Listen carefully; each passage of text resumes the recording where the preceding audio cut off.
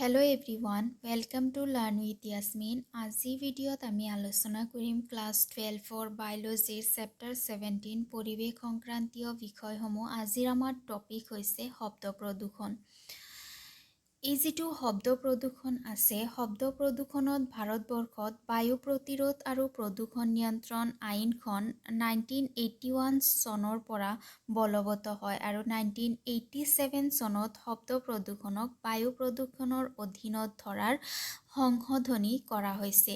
So আমি বায়ু প্ৰদূষণৰ ভিতৰত বায়ু প্ৰদূষণ পঢ়ি আছিলোঁ। বায়ু প্ৰদূষণ প্ৰতিৰোধ আৰু নিয়ন্ত্ৰণ যিখন আইন আছে, যিটো বলবৎ হৈছিল 1981 চনত, তাৰপিছত 1987 চনত 6 বছৰ পিছত শব্দ প্ৰদূষণকো বায়ু প্ৰদূষণৰ ভিতৰত ধৰা হৈছে।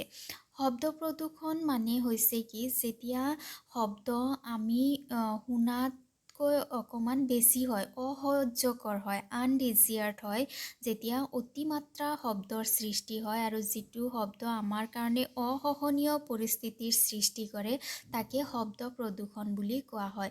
আৰু যিটো শব্দ আছে, শব্দৰ যিটো ষ্ট্ৰেংথ, সেইটো ইমানেই বেছি যে ই মানুহক শাৰীৰিক আৰু মানসিক দিশৰ পৰা কুপ্ৰভাৱ পেলোৱাৰ লগতে মানুহৰ ব্ৰেইন ইফেক্ট কৰিব পাৰে আৰু মানুহক মৃত্যুৰ মুখলৈকেও ঠেলি দিব পাৰে। সো এতিয়া শব্দ মানে কি, যে মই এতিয়া কথা কৈ আছোঁ আৰু তোমালোকে শুনি আছা, এইটো যিটো শব্দ, এইটো প্ৰদূষিত শব্দ নহয়, শব্দ প্ৰদূষণ নহয়, এইটো আনডিজিয়াৰ্ড অসহনীয় পৰিস্থিতিৰ সৃষ্টি কৰা নাই। কিন্তু এতিয়া যদি মই স্ক্ৰিমিং কৰা ষ্টাৰ্ট কৰোঁ, চিঞৰ বাখৰ কৰা ষ্টাৰ্ট কৰোঁ, তেতিয়াহ'লে কি হ'ব, সেইটো হ'ব আমাৰ কি, শব্দ প্ৰদূষণ। তাৰমানে বহু সময়লৈকে মই চিঞৰি আছোঁ, চ' সেইটো বস্তুৱে এটা অসহনীয় পৰিস্থিতিৰ সৃষ্টি কৰিব আৰু যাক শব্দ প্ৰদূষণ বুলি কোৱা হ'ব। এতিয়া শব্দ প্ৰদূষণ কিহৰ পৰা হ'ব পাৰে, যেনেকুৱা এক্সাম্পল হৈছে ক্ৰেকাৰ, দিৱালীত যে ক্ৰেকাৰসমূহ যে ফুটোৱা হয়, ক্ৰেকাৰৰ পৰা শব্দ প্ৰদূষণ হয়। তুমি শুই আছা, হঠাৎকৈ ক্ৰেকাৰৰ শব্দ আহিলে, গতিকে এইটোৱে কি কৰিব, তোমাক এটা অসহনীয় পৰিস্থিতিৰ সৃষ্টি কৰি দিব। তাৰপিছত এৰোপ্লেনৰ শব্দ, এৰোপ্লেন যদি আমাৰ নিচেই ওচৰেৰে গৈ থাকে, তেতিয়াহ'লে সেইটো শব্দই আমাৰ যিটো নৰ্মেল হিয়াৰিং ৰেঞ্জ আছে, সেইটোত এফেক্ট কৰে, তাতকৈ বহুত বেছি হৈ যায়। তাৰপিছত লাউড স্পীকাৰৰ শব্দ, যদি ক'ৰবাত গান বাজনা বাজি আছে, সেইটো শব্দ প্ৰদূষিত শব্দ হয়। তাৰপিছত গাড়ী মটৰ, যিবোৰ ভেহিকেল আছে, ভেহিকেলবোৰে যদি আননেচেচাৰিলি হংকিং কৰে, হৰ্ণ বজায়, তেতিয়াহ'লে তাৰ পৰা শব্দ প্ৰদূষণ হয়। আৰু যদি যিবোৰ মানুহ ট্ৰেইন ষ্টেচনৰ ওচৰত থাকে, ট্ৰেইনৰ যিটো হৰ্ণ, সেইটোৱেও কি কৰে, শব্দ প্ৰদূষিত কৰে।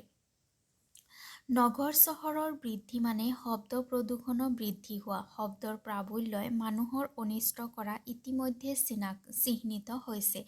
যিবোৰ নগৰ চহৰ আছে, নগৰ চহৰত ভেহিকেল, গাড়ী মটৰৰ পৰিমাণ বহুত বেছি হয়, সেইকাৰণে এইবোৰ ঠাইত প্ৰদূষণৰ মাত্ৰাও বেছি হয়। আৰু এই প্ৰদূষণৰ পৰা যে মানুহৰ শাৰীৰিক মানসিক দিশত যে এফেক্ট হয়, সেইটো বস্তু এতিয়ালৈকে কি হৈছে, মানুহে ধৰিব পাৰিছে, মানুহে গম পাইছে। এতিয়া বেলেগ বেলেগ প্ৰাণীৰ ক্ষেত্ৰত, বেলেগ বেলেগ জীৱৰ ক্ষেত্ৰত শব্দ প্ৰদূষণৰ যিটো ৰেঞ্জ হয়, শুনা যিটো কেপাচিটি হয়, সেইটো বেলেগ বেলেগ হয়। ফৰ এক্সাম্পল মানুহ আৰু মাছৰ ক্ষেত্ৰত চোৱা, মানুহে যিটো শব্দ হয়তো শুনিব নোৱাৰিব, সেইটো শব্দ কিজানি মাছে শুনিব পাৰিব। চ' বেলেগ বেলেগ প্ৰাণীৰ কাৰণে যিটো শুনা ৰেঞ্জ, সেইটো বেলেগ বেলেগ হোৱা দেখিবলৈ পোৱা যায়। 150 ডেচিবল শব্দই কৰা জেট বিমানৰ শব্দই কাণৰ কৰ্ণকোষত আঘাত কৰি চিৰদিনৰ বাবে কাণেৰে নুশুনা কৰি দিব পাৰে, কাৰণ এইটো হৈছে কি, এটা অসহনীয় শব্দ। যিটো আমাৰ নৰ্মেল শুনা যিটো কেপাচিটি, সেইটো হৈছে 20 হাৰ্টছৰ পৰা 20 কিলো হাৰ্টছ। এইখিনি শব্দ আমি ইয়াৰ মাজৰ যিখিনি শব্দ, সেইখিনি শব্দ আমি কমফৰ্টেবলি শুনিব পাৰোঁ। যদি শব্দ 20 হাৰ্টছতকৈ যদি কম হয়, তেতিয়াও ই আমাক ইফেক্ট কৰে। যদি 20 কিলো হাৰ্টছতকৈ বেছি হয়, তেতিয়াও ই আমাক ইফেক্ট কৰিব পাৰে।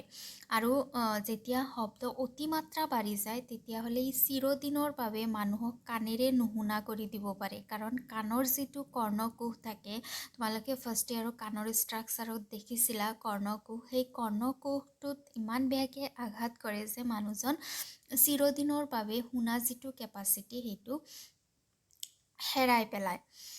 কলাহলৰ টোপনিত ব্যাঘাত কৰি হৃদপিণ্ডৰ থপথপনিৰ বেমাৰৰ সৃষ্টি কৰিব পাৰে। এতিয়া চোৱা, যি শব্দ প্ৰদূষণ যে আছে, শব্দ প্ৰদূষণৰ কি হাৰ্মফুল ইফেক্ট আছে, শব্দ প্ৰদূষণে কেনেকৈ মানুহৰ প্ৰভাৱ পেলাব পাৰে, কি অৱস্থাৰ সৃষ্টি কৰিব পাৰে, সেই বিষয়ে চাওঁ আমি।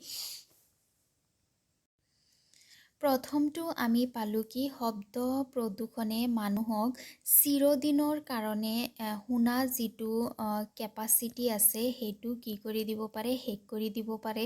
তাৰপিছত এটা আছে কি যে শব্দ প্ৰদূষণে মানুহৰ হৃদপিণ্ডৰ থপথপনি বেমাৰৰ সৃষ্টি কৰিব পাৰে, হাৰ্ট প্ৰব্লেম সৃষ্টি কৰিব পাৰে, হৃদপিণ্ড থপথপাই থাকিব পাৰে শব্দ প্ৰদূষণৰ মাত্ৰা অকণমান যদি বহুত বেছি হয়। তুমি চাবাচোন কেতিয়াবা যেতিয়া লাউড স্পীকাৰ চলি থাকে তাৰ ওচৰত বহু সময় থকাৰ পিছত হাৰ্ট বহুত বেছি ধপধপাই থাকে, হয়নে? চ' এনেকুৱা ধৰণৰ শব্দৰ ওচৰত, ট্ৰেইন ষ্টেচনৰ ওচৰত যিবোৰ মানুহ অনবৰতে এনেকুৱা শব্দ শুনি থাকে তেনেকুৱা মানুহৰ হৃদপিণ্ডৰ ধপধপনিৰ বেমাৰ হয়।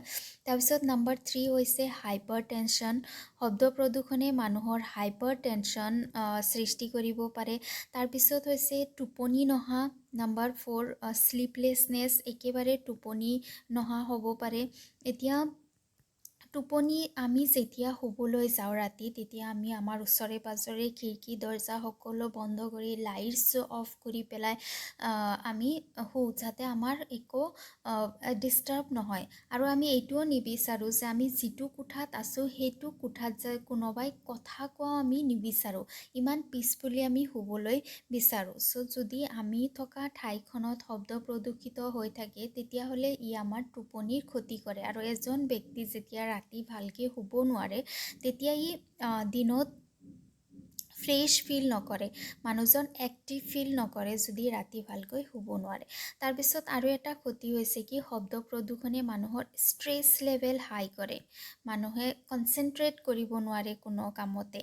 চ' এইবোৰৰ কাৰণে আনকি উশাহ নিশাহ লোৱা কাৰ্যতো কোলাহলে পৰিৱৰ্তন আনিব পাৰে। শব্দ প্ৰদূষণে মানুহৰ যিটো ৰেছপিৰেটৰী ছিষ্টেম সেইটোতো কি কৰিব পাৰে, পৰিৱৰ্তন ঘটাব পাৰে। ইয়াৰ ফলত মানুহ মানসিকভাৱে দুৰ্বল হয়।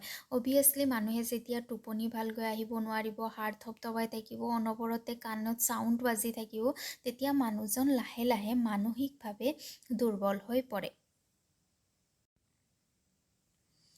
এতিয়া আমি চাওঁ শব্দ প্ৰদূষণ কেনেকৈ নিয়ন্ত্ৰণ কৰিব পৰা যাব। আমি পালোঁ শব্দ প্ৰদূষণ কি হয়, শব্দ প্ৰদূষণে কেনেকৈ মানুহক প্ৰভাৱ পেলাব পাৰে। এতিয়া আমি জানিব লাগিব যে আমি এই যে শব্দ প্ৰদূষণৰ ভয়াৱহ প্ৰভাৱ আছে তাক আমি কেনেকৈ নিয়ন্ত্ৰণ কৰিব পাৰিম। শব্দ প্ৰদূষণৰ ভয়াৱহ প্ৰভাৱসমূহ অনুধাৱন কৰি অপ্ৰয়োজনীয় শব্দ প্ৰদূষণৰ উৎসসমূহ বিচাৰি যিবিলাক কোনো খৰচ নোহোৱাকৈ কম কৰিব পৰা যায়। উদ্যোগ কাৰখানাসমূহত শব্দ শোষক যন্ত্ৰপাতি গঢ়ি ল'লে ভয়াৱহতা বহু কমিব বুলি ক'ব পাৰি। কঠোৰ আইন প্ৰণয়নৰ দ্বাৰাও গাড়ী মটৰৰ শব্দ বা মাইকত বজোৱা উত্তাল সংগীতক বাধা নিশ্চয় দিব পাৰি। সৰ্বসাধাৰণে একগোট হৈ স্থানীয়ভাৱেও অনাকাংক্ষিত কোলাহলক বহু পৰিমাণে কমাব পাৰে। তাৰমানে কি কৰিব পাৰা, প্ৰথমতে নম্বৰ 1 যিবোৰ গাড়ী মটৰ আছে, গাড়ী মটৰসমূহত যিটো স্পীড হয় স্পীডটো লিমিটেড কৰি দিব লাগে, বৰ বেছি স্পীড হ'ব নালাগে যিটোৱে শব্দ প্ৰদূষণৰ সৃষ্টি কৰিব পাৰিব। তাৰপিছত নম্বৰ 2 হৈছে কি যে গাড়ী মটৰবোৰে যে প্ৰয়োজন নোহোৱাকৈ যে হংকিং কৰি থাকে, হৰ্ণ বজাই থাকে, সেই হৰ্ণ বজোৱাটো ৰোধ কৰিব লাগিব, কম কৰাব লাগিব। তাৰপিছত যিবোৰ ইঞ্জিন আছে, হয়নে, যিবোৰ এয়াৰক্ৰাফ্ট এৰোপ্লেনৰ যিবোৰ ইঞ্জিন আছে সেই ইঞ্জিনসমূহত এনেকুৱা কিছুমান ব্যৱস্থা কৰিব লাগিব যিয়ে শব্দ শোষণ কৰিব পাৰিব। তাৰমানে ইঞ্জিনসমূহত শব্দ শোষক লগাব লাগিব, শব্দ শোষকে সেই ইঞ্জিনসমূহৰ পৰা যিবোৰ শব্দ ওলাব সেই শব্দসমূহক যাতে শোষিত কৰিব পাৰে। তাৰপিছত হৈছে যে ক্ৰেকাৰ যিবোৰ আছে, ক্ৰেকাৰসমূহ যে শব্দ প্ৰদূষিত কৰে, ক্ৰেকাৰৰ যিটো চাউণ্ড হয় সেইটো চাউণ্ডটো লিমিটেড হ'ব লাগিব আৰু এনেকুৱা ধৰণৰ নীতি নিয়মৰ সৃষ্টি কৰিব লাগিব যে যাতে মানুহে স্কুল, কলেজ, তাৰপিছত হস্পিটাল এইবোৰৰ ওচৰত যাতে গাড়ী মটৰবোৰে আননেচেচাৰিলি চাউণ্ড প্ৰডিউচ নকৰে। আৰু আজিকালি এনেকুৱা বহুত ৰুলো বনোৱা হৈছে যে মানুহে 11 বজাৰ পিছত গান বাজনা বজাব নোৱাৰে। যেনেকুৱা আগতে বহুত ৰাতিলৈকে ফাংচন হৈছিলে, কিবা কিবি হৈছিলে, এইবোৰ এতিয়া আজিকালি নতুন নিয়ম অনুযায়ী বহু ঠাইত 11 বজাৰ পিছত ৰাতি কোনো ধৰণৰ শব্দ সৃষ্টি কৰিব নোৱাৰে মানুহে, কাৰণ শব্দ প্ৰদূষণ যিটো আছে, শব্দ প্ৰদূষণৰ এটা ভয়াৱহ প্ৰভাৱ আছে আৰু তাৰ পৰা ৰোধ পাবলৈ হ'লে, তাৰ পৰা ৰক্ষা পাবলৈ হ'লে আমি এইকেইটা নিয়ন্ত্ৰণ পদ্ধতি অৱলম্বন কৰিব পাৰোঁ। অ'কে, আজি ভিডিঅ'ত ইমানখিনিয়ে। ভাল লাগিলে লাইক কৰিব, ফ্ৰেণ্ডছৰ সৈতে শ্বেয়াৰ কৰিব আৰু প্লিজ চেনেল ছাবস্ক্ৰাইব কৰিবা। Thank U.